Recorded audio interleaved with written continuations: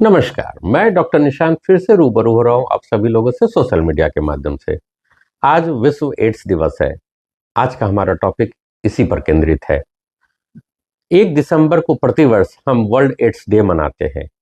ऐसा इसलिए कि क्योंकि आज ही के दिन पहला केस एड्स का डायग्नोज हुआ था।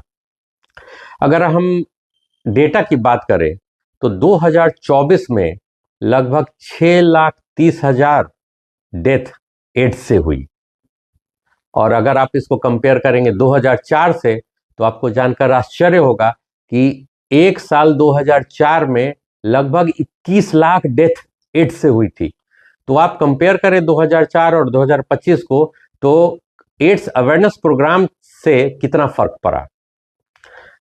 21 लाख डेथ से हम लोग 6 लाख डेथ पर आए हैं 20 साल में, only because of the AIDS awareness programme.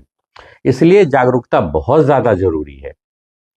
अभी तक ग्लोबली पूरे विश्व में अभी तक 45 लाख डेथ एड्स से हो चुकी है, और इसको और मिनिमाइज कर सकते हैं हम लोग सिर्फ जागरूकता से। एड्स जानलेवा बीमारी है।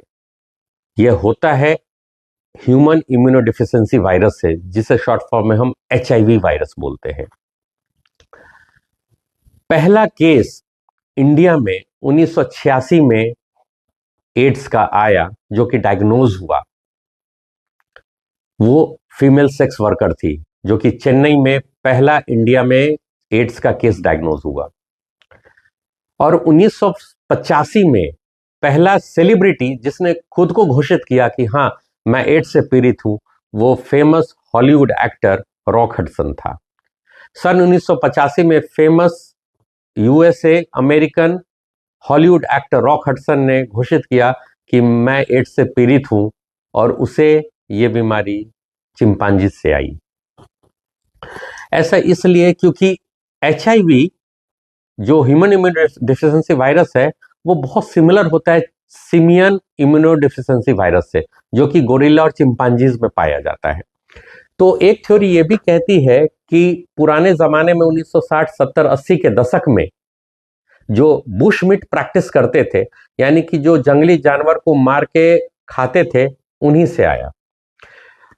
जो जंगली जानवर को काटते थे, स्लॉटर करते थे, उनके खून के कांटेक्ट में जो ह्यूमंस आए, और फिर वहीं से वायरस ये ह्यूमन में प्रवेश किया।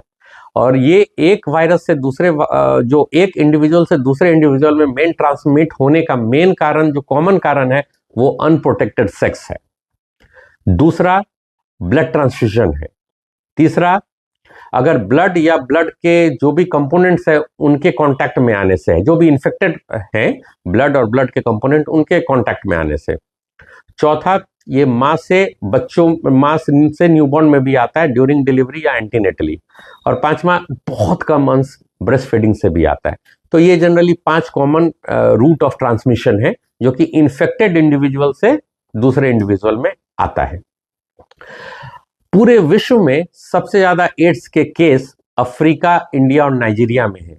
इसीलिए WHO का मेन फोकस इन तीनों कंट्रीज में है, अफ्रीका, इंडिया और नाइजीरिया में, ताकि बहुत सारे यूनिवर्सल जो कैंपेन्स चला रहे हैं, अवेयरनेस प्रोग्राम चला रहे हैं, उससे एड्स के मृत्यु दर में कमी आ सके।